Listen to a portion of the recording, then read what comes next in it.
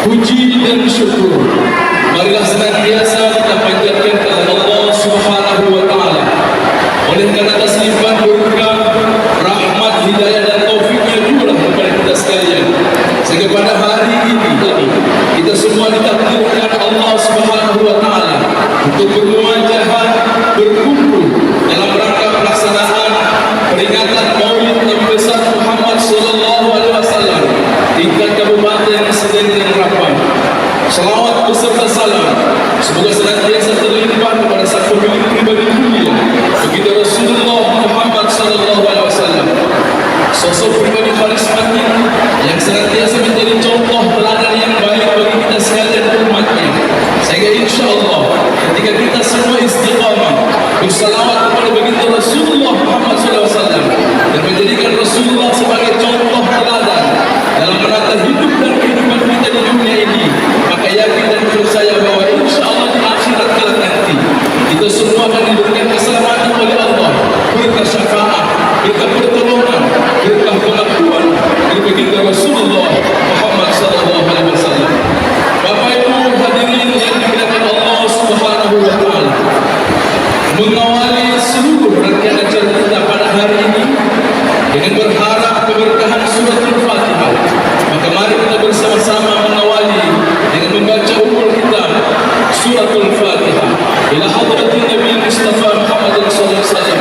Al-Fatihah. Hadirin yang dimuliakan Allah Subhanahu wa taala, pembacaan ayat suci Al-Quran oleh Al-Ustaz Muammar Hijaz MTHI dengan hormat disilakan. Assalamualaikum warahmatullahi wabarakatuh.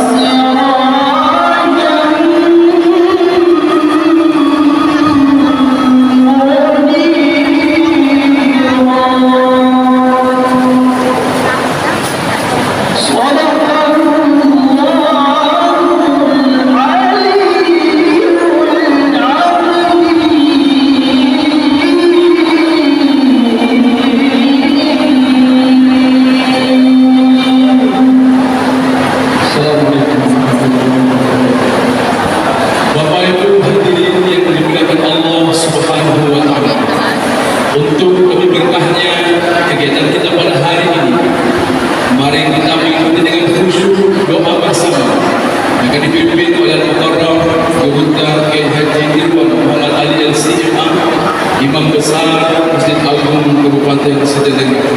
Pada guru telah disilahkan dengan doa. Assalamualaikum warahmatullahi wabarakatuh.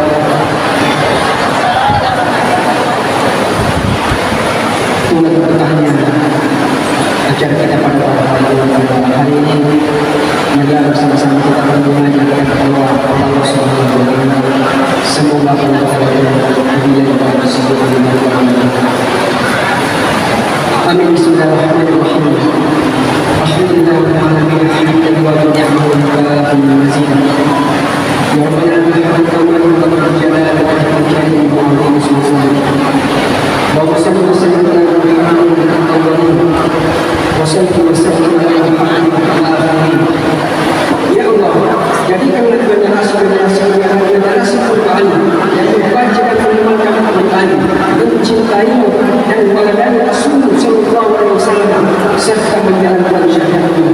Lindungilah kami, lindungilah mereka dari berbagai fitnah, kejahatan yang lain, pengaruh fitnah dan kuat yang memberikan puncak dan curang kebinasaan. Dunia hasanah, tapi akhirat hasanah yang tidak bertanggung. Subhanallah wa bihamdihi wa salamun ala al-mursalin walhamdulillahi rabbil alamin. Wassalamualaikum warahmatullahi wabarakatuh. Selanjutnya pembacaan sirah Barazani dan terjemahan Bugis oleh Ustaz Muhammad Akhir dan Ustaz Abdul Razak Abai. Dengan hormat di sini. Assalamualaikum warahmatullahi wabarakatuh.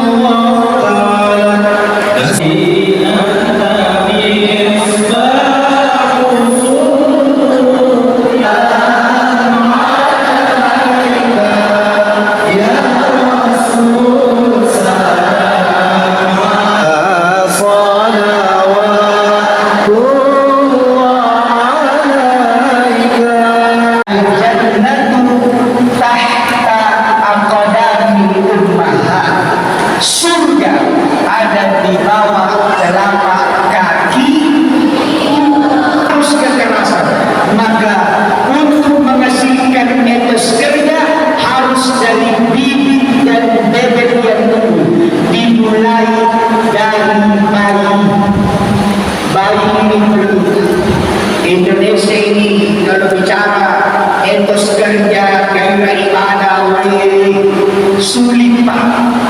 Saya kalau ada jamaah umrah hilang, ada jamaah haji hilang, saya tidak cari di masjid, pasti tidak ada di masjid, pasti di tempat belanja. Jadi kalau semangat ibadahnya memang kurang. Kalau ada jamaah hilang, jangan cari di masjid, cari di tempat-tempat penjualan di Makkah dan Madinah. Nah ini yang kita mau lawan, bahwa Nabi adalah contoh terdiri seorang Rasul, terdapat contoh suri tauladan terdekat.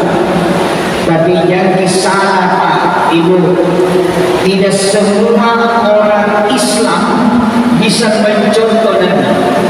Bahkan tidak semua yang hadir hari ini bisa mencontoh Nabi, karena untuk mencontoh Nabi syaratnya tiga. Pertama, liman kana yarjullaha, mereka yang merindukan kembali pertemuan dengan Allah. Jadi kalau takut mati tidak bisa mencontoh Nabi. Yang kedua, wal yaumil akhir, mereka yang bisa mencontoh Nabi, yang meyakini ada hari kiamat. Dan yang ketiga, wa dzakarallaha katsira, yang banyak berzikir. Bapak bupati, bapak-bapak, ibu-ibu yang saya hormati, Rasulullah Muhammad sallallahu alaihi wasallam, manusia yang paling sempurna dalam segala hal. Dalam keluarga, beliau yang terbaik. Beliau pernah bersabda, khairukum khairul li ahlikum wa ana khairul li ahli. Sebaik-baik kalian adalah yang paling lemah lembut untuk keluarga, dan saya, kata Nabi, adalah orang yang paling lemah lembut untuk keluarga. Kenapa Nabi sukses dalam membina rumah tangga? Rahasianya, Pak, tapi ini rahasia bagi kesal yang tidak datang. Kita tadi kasih tahu, Nabi kalau pulang ke rumah tidak pernah membawa pangkat dan jabatannya masuk ke rumah. Nabi itu jabatannya lengkap. Beliau ketua KPK, beliau ketua MK, ketua MA, beliau presiden, beliau ketua komisi fatwa MUI. Segala jabatan beliau sana. Tapi kalau pulang ke rumah, nak tahu dia pangkat nama yang di terasnya, yang masuk ke rumah adalah ayah dari anak-anaknya, suami dari istrinya, datuk dari cucu. Kalau perempuan yang masuk ke rumah, ibu dari anak-anaknya, istri dari suaminya, dan nenek dari cucu-cucu. Sebab mohon maaf, anak-anak kita di rumah tidak butuh pangkat dan jabatan orang tua, tidak butuh. Beliau itu, anak-anak kita itu hanya butuh kasih sayang orang tua.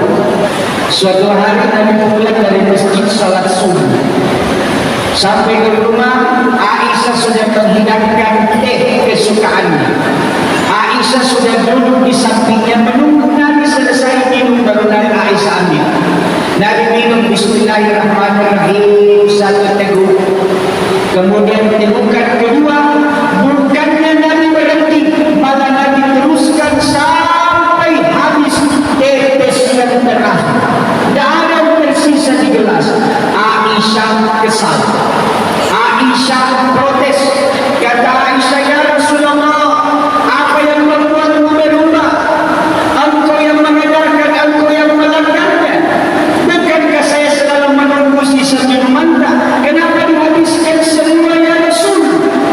Kata Nabi, minta maaf Kak, terpaksa saya habiskan karena saya terlalu haus tadi dari masjid. Kata Aisyah, kalau begitu bikinkan lagi satu gelas, iya. Tapi jangan dihabisi, simpankan sekalian, iya. Masuklah Aisyah di dapur, bikin teh lagi satu gelas. Begitu sampai di dapur, kaget Aisyah, jantung rasanya mau copot. Astagfirullah, ya Allah, ampuni saya. Ya Rasulullah, maafkan saya. Jangan-jangan gara-gara perbuatanku ini Allah tidak ridho, engkau tidak senang, lalu saya tidak bisa mencium